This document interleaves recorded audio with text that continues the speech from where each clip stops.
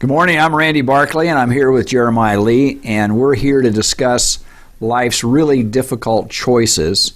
I'm a certified financial planner, and Jeremiah is also certified, but he's also a licensed attorney. And we're going to talk about contemporary issues, things that are going on in the news today, obviously with a financial emphasis because we're financial planners. If you're 55 to 65 years of age and you're healthy, should you be concerned, or should you even have a thought about what your health care needs are going to be as you get older? Yeah. And I find it is a lot of what I consider putting your head in the sand, so to speak. Yeah. I mean, it's kind of the good idea, bad idea. You know, should you create this network for your care now? And you know, it's kind of a hard question because the answer is yes, of course. You know, you should do stuff like that. But the sentiment is that we as Americans love our independence, especially as folks age. Mm-hmm. You know, kids are doing their own things. If kids are financially stable, the parent generation really wants to be independent, live on their own. And there's some beauty to that. And for people in their 50s, 60s, that is usually the not to say the dream, but kind of. You know, their kids are doing great things. They see their grandkids.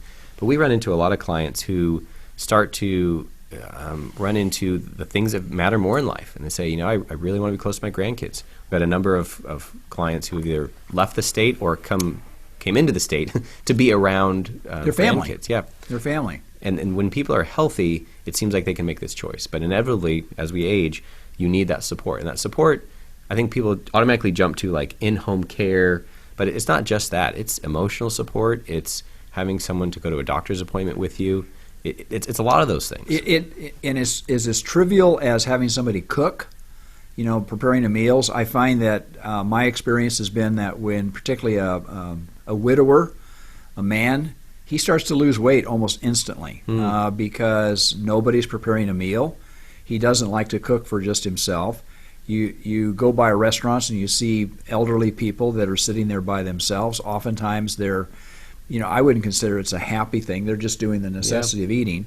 But staying at home, they don't prepare the kind of meals that they should be prepared on time. That's where Meals on Wheels is such a great option for a lot of people because at least they get in front of them a meal.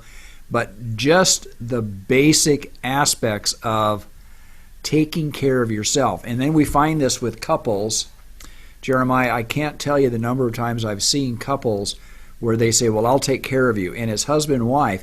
But if you're both in your 80s and one of them is trying to take care of the well spouse is taking care of the ill spouse, I see the well spouse, their health dropping significantly, and the ill spouse, they kind of like even out for whatever reason. Interesting. But it's hard to take care of somebody at that level, you know? Well, and to feel, especially the married couple analogy or example, of someone who knows they want the best for their spouse and then realizes, I'll do that for you. And then now that they're a bit older, now they may be in their 80s, realizing they can't provide to their spouse what they wanted to. So the answer here isn't just, get long-term care insurance or hire someone or whatnot, but it is, I think, in these ages for a lot of people, 50s and 60s and even 70s, of building that network of, who are the people in your life that if for some reason your spouse were to pass away, who are you going to go to dinner with?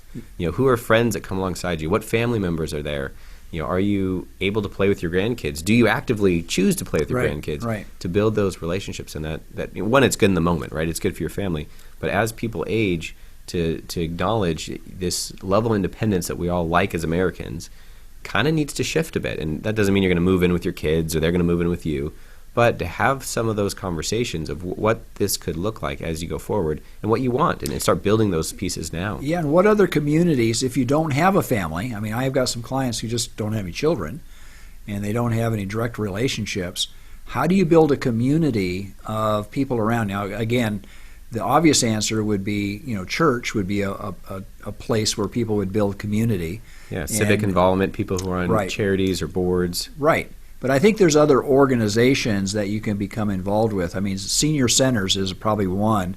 You reach a certain age and becoming involved with. What you do is you interface with people with the same age and the same circumstances, and you start to create this pattern of helping out with each other. There's some organizations like, for example, started in Boston, where they would literally create this loosely held I call it an intimate association, but they would watch over and they would take care of one another because the family wasn't there to do that. And it's a very unique situation.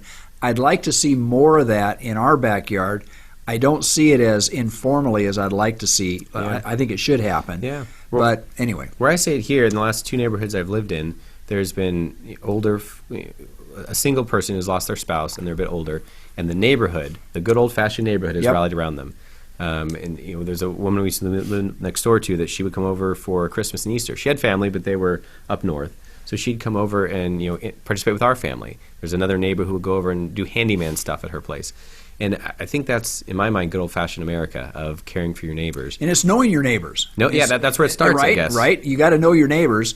And a lot of that starts with maybe having a Christmas party, having a block party, having, just having and it doesn't have to be a special time like Christmas. You just say, I'm just going to invite a bunch of people over.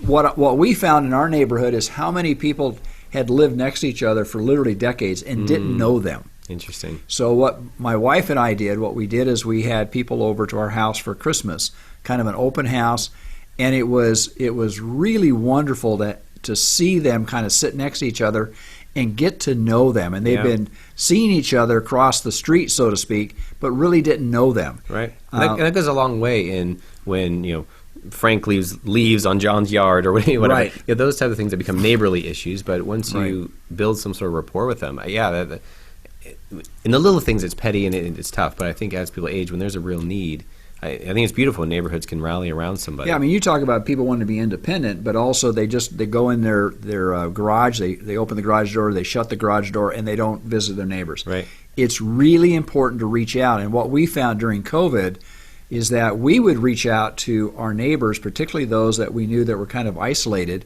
and we'd call them and say, do you need anything? I'm going to the store. Can I pick up some prescriptions for you? Is there something that I can do for you while I'm out because I'm able? But more importantly, oftentimes they would say, no, I'm taken care of. I've got this done. But it was just that reaching out was just a hand across the phone to say, we care about you. Yep. We want to make sure everything is okay with you. Right. And that community, whether it's, like you said, through a church, a religious organization, through a civic organization, through your own neighborhood, right? If that starts when you're 85 and needing things, that's a very different relationship than if it starts in your 60s and 70s and you become a shoulder-to-shoulder community with those people. Right. And then as someone gets older, them or you, to be able to lean in and care for them. I mean, that's a great place to be. It's important to have these relationships. And again, as financial planners, we ask these questions. We can't create these relationships.